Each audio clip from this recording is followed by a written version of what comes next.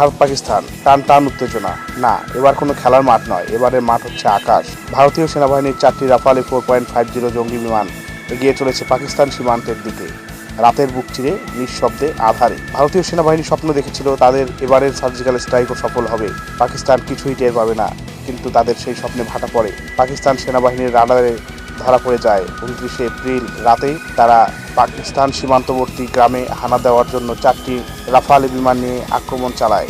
কিন্তু পাকিস্তান সেনাবাহিনীর রাডার সেটি বুঝতে পেরে সাথে সাথে JF-17 থান্ডার দিয়ে ধাওয়া করে তাদের রাফালে বিমানগুলোকে। শুরু হয় আকাশের খেলা। এবার খেলায় অবশ্য পরাজিত হয় ভারত। সঙ্গে সঙ্গে তারা কাশ্মীরের আকাশ থেকে ত্যাগ করে পালিয়ে যেতে বাধ্য হয়। পাকিস্তান আরেকটি আকাশ যুদ্ধের খেলায় জয়লাভ করে। তথাকথিত সুপার পাওয়ার ভারতের জন্য 29 এপ্রিল রাতটি ছিল অনেক লজ্জার।